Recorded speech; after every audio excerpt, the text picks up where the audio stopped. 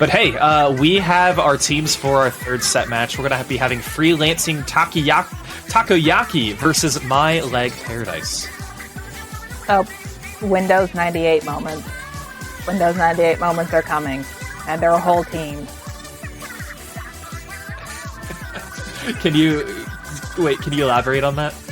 Okay, so the running joke is that the Splatoon netcode runs about as slow as Windows 98. It was a big deal when they upgraded from Windows 98 to 95. Maybe if we're lucky in Splatoon 3, we'll upgrade to Windows 2000. Wait, well, I guess we'll have to see and find out. But yeah, hey, so these two teams, very familiar with both of them as they play in competitive pretty often.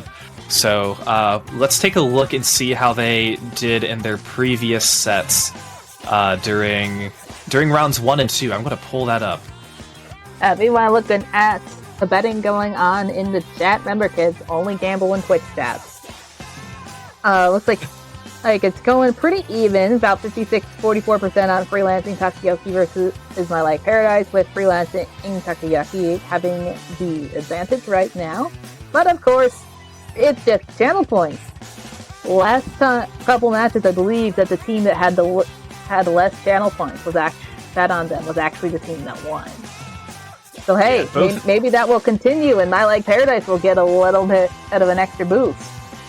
So both of these teams are 1-1 in their sets. In round 1, My Leg Paradise going down to Sushi, Freelancing Takoyaki winning against Shining Photons, and then in round 2, My Leg Paradise getting the win against Shining Photons, and Freelancing Takoyaki going down to Sushi. So they kind of swapped their teammates for that one. So both of these teams hoping that they can move up to 2-1 to potentially seed them better for the redemption bracket, or potentially the top cut. So a lot is at stake. For round number 3. Yeah, for sure. Of course, with how our redemption brackets are running in the pools, there are 4 teams. The team that places first in their pool automatically advances to Alpha. With the redemption bracket, 3rd and 4th seeds will fight each other, and then the loser of that will go to Beta bracket. The winner will fight a seed number. Second place in their pool, and then the winner of that match will go to Alpha. The loser of that match goes to Beta. So all teams will make a bracket, but this can definitely put you in a better position on needing to win just one match versus needing to win 2 matches. That's right, and yeah, so we're going to be starting off with Tower Control, Manta Maria, and I mean, this is, I feel like, going to be, I would say Charger Paradise, but, you know, we know if there's going to be a lot of armor, that's going to make it very, very more difficult. But, yeah, you know. We try every time with the double armor on the other team. And again, right, though, we might not see double armor. I think we've only seen double armor twice this tournament so far, and I believe both of those were in the very first set. Yeah, that is correct. But all of our players are in the lobby, so we'll see what they choose. But again, I mean, it's still early on in the tournament, and I don't know if either of the previous sets for these teams really went on to a Game 3 or not.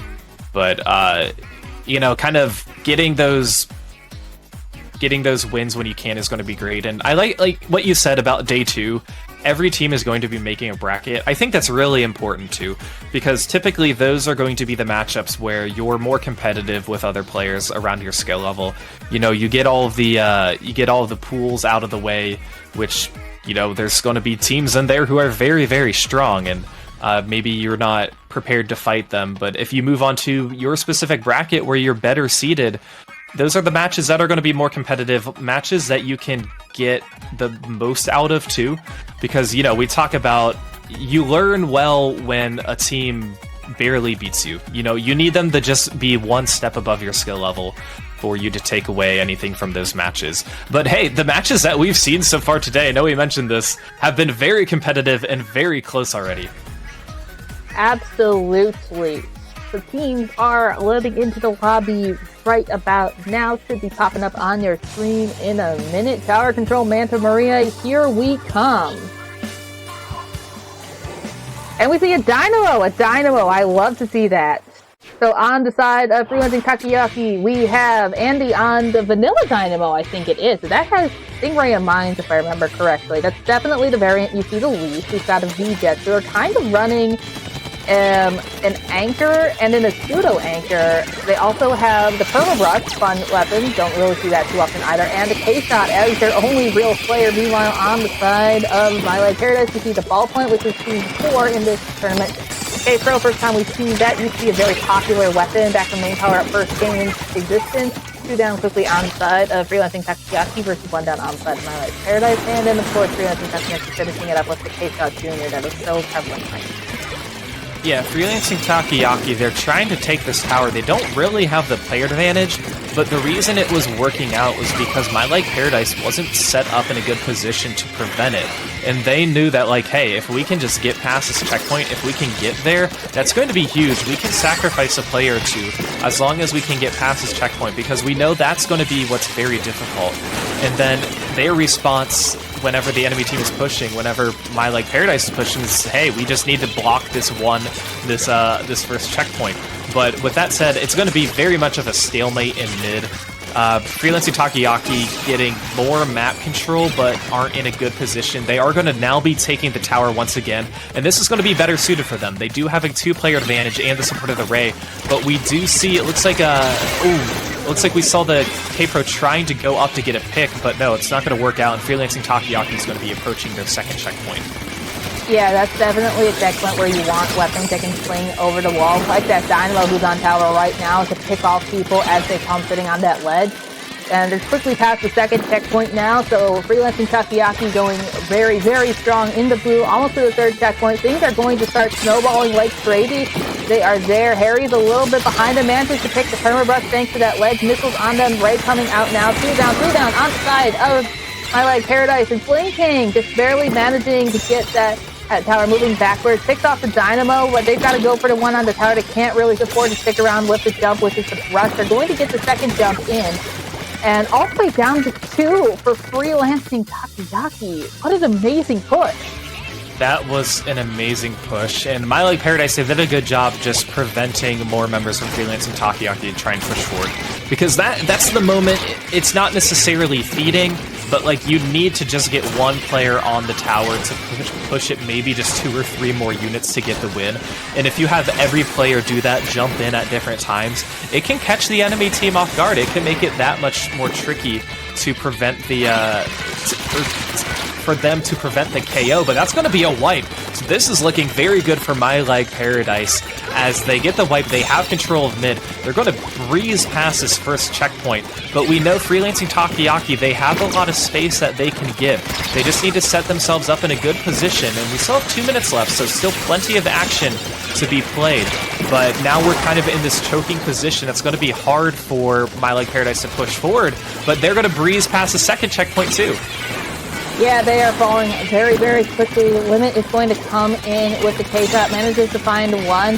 The bomb knocking somebody off the tower, but with the ballpoint set up on top of the bunker, that's going to be hard. Manages to pick the brush, and the ballpoint's in a very good position to pick off members of Freelancing Takoyaki as they're on the massive ball. Ballpoint gets another one. Here comes the third checkpoint coming in. The Booyah going towards the goal to try and make sure that people get stopped. And this is where things get bad. And he's in a decent spot right now.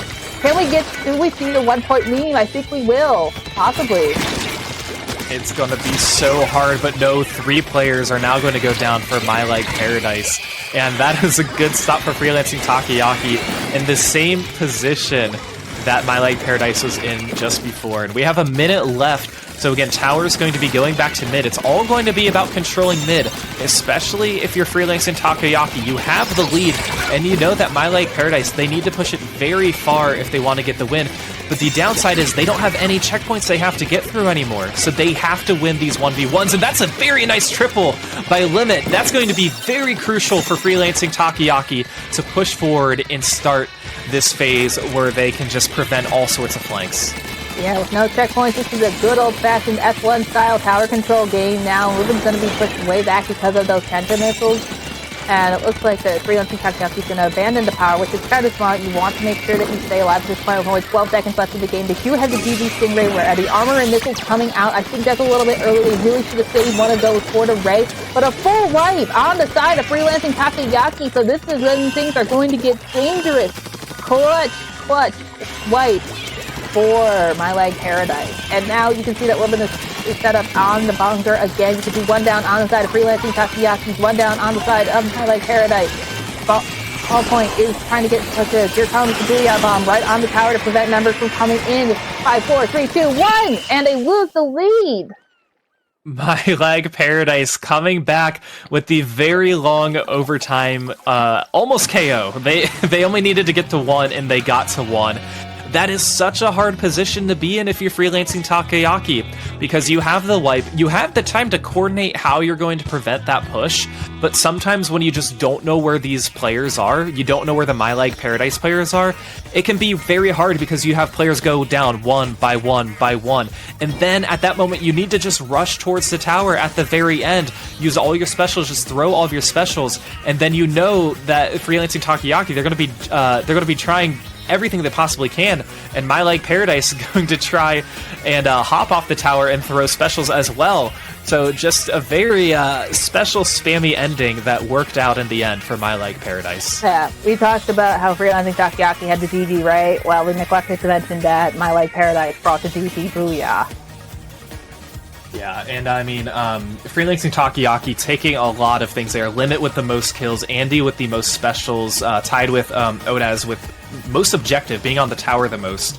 Pat on their team with the most specials, and on the side of My Leg Paradise, Sam I Am with the most kills or most splats, and most times being splatted as well. So, I mean, it just goes to show how even in the end of the match, when you have that one push KO, you're not going to get all of the glory of having a padded KA, but it's all about what you can do to get that win.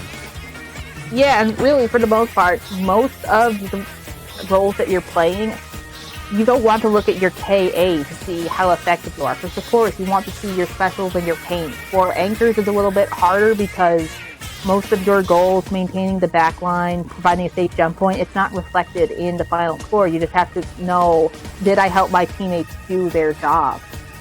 And both of these teams virtually tied on their number of specials charged and used. We have these lovely stats that the IPL crew gave us, 25 and 26 specials charged, and then I think they were on the tower for pretty much the same duration. But hey, we're moving on to Humpback Pump Track Rainmaker, where we could see some amazing gameplay. Yeah, for sure. We do see Andy sticking with that Dynamo Flinking, going on the Flingza. And it looks like that Freelancing Takoyaki is going to keep their comp, which, honestly, I'm really interested to see how it'll play here. We talked about when we were with Humpback Clans how Dynamo can be very good here. Ray coming out very quickly from that Dynamo, actually. And armor coming out from My Leg Paradise to counter that. We've got armor on the ready, missiles on the ready from both teams coming out. Armor coming out now from Freelancing Takoyaki. And it's a very, very green mid. The brush is going to retreat a little bit. Not able to do it in time. You can see that the Dynamo is fighting for that turf control in mid. Yeah, and I mean, My Leg Paradise, they're going to want to try and keep this control. Figure out a good time to pick up the Rainmaker. They don't want to do it quite yet, even though there are no specials on the side of Freelancing Takoyaki. They are spread out enough that they can call out any flank, but now it looks like they are going to be using, My Leg Paradise is going to be using some specials, picking up the Rainmaker, opting to take this right side, but no, these missiles come in along with this brush to get the pick, with the Rainmaker only getting to 90p, virtually did not move at all. Yeah, that's like when you have a dog and they go to the door because they want to be let out and they take their mind. That's inconsequential. We will definitely see bigger pushes from both these teams. This is when Stingray and Inkfarer coming out now from Freelancing Takoyaki to try and take back mid. Looks like Ray's coming out to try and counter that from the side of My Leg Paradise. Limit's going to get taken down, one down on each side of the field. So Leuven's on the left-hand side. We haven't mentioned it, but Leuven has changed over from the ball point to the H3D, which has Burst Bomb and the Inkjet. Yeah, so that Inkjet's going to be really crucial on moments where they want to just hop over these ledges and kind of be the forefront of the Rainmaker push. And we saw that a little bit earlier with that push that unfortunately didn't work out. But we're definitely seeing the stalemate now as Freelancing Takoyaki trying to push forward. They don't have all of their players ready yet, But My Like Paradise doing a very good job spreading out, protecting all sides to prevent any sort of flank. But Freelancing Takoyaki now pushing forward, using some more specials, and that's going to force My Like Paradise to retreat just a little bit. This could be an opportunity for Freelancing Takoyaki to pick up the Rainmaker, push the objective a little bit. And they will. They do get 2 down, including the Stingray from the C-Jet, which is very important. Stingray coming out now from the Dynamo. We'll move on to that, all the way down to 21 to just past the rail. 2 down on the side of Freelancing Takoyaki, 2 down on the side of My Like Paradise. They got 3 down. That Dynamo better get out. You can see that he's trying to run away while it's the ground in front of him. Dynamo is not the best to the ground. Manages to get a nice pick as a member hops over to Westmo. Yeah, so the Rainmaker is going to be picked up and dropped. As you should always just immediately drop it to prevent any members from potentially getting a flank. Ooh, Booyah caught standing in mid is going to be going down. Now Harry's going to be trying to finesse the Rainmaker to avoid all of these missiles, but no, they're going to be going down because the Brush player was able to sneak up and get that pick. So right now, this is Freelancing Takoyaki's game. They have a player advantage, they have the map control, they have the lead. It's all just about preventing that wipe that My Like Paradise could potentially get, and just keep applying the pressure for the next minute and a half.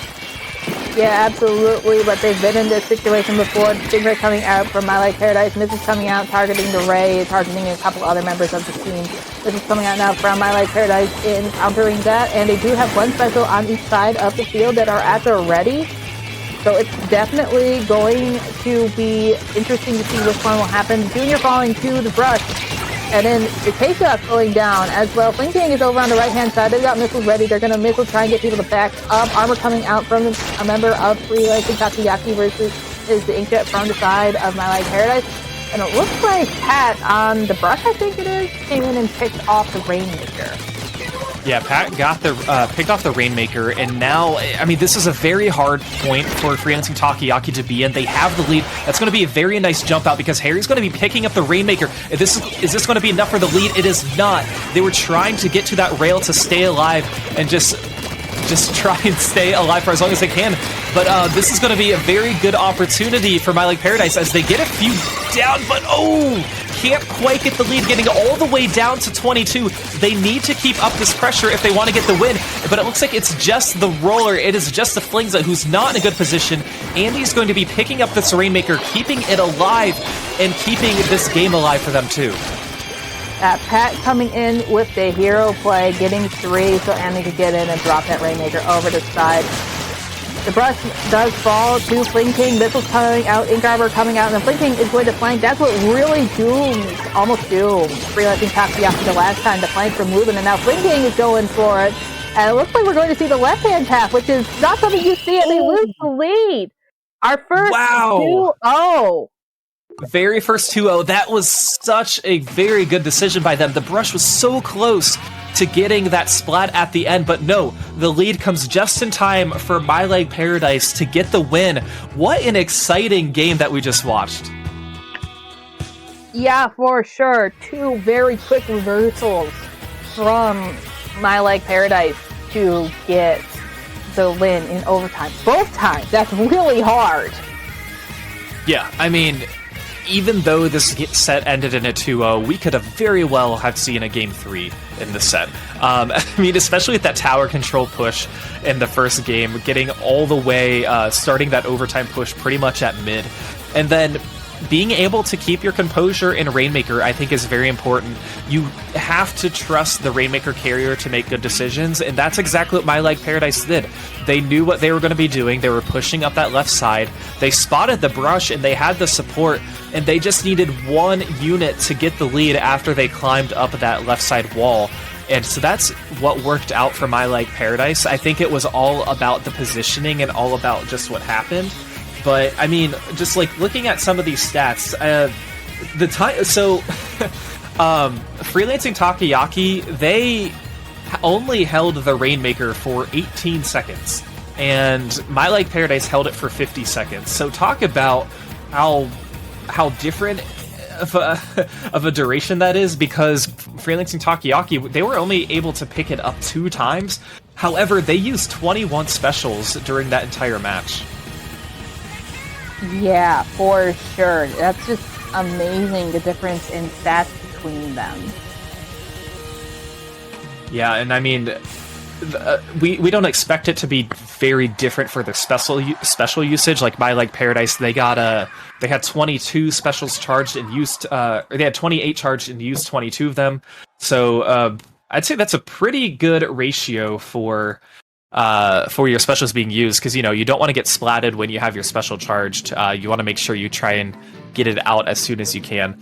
But yeah, like you said, that's actually the first 2-0 set that we've seen in round 3, and we have one more round that is coming your way very shortly. Yep, for sure.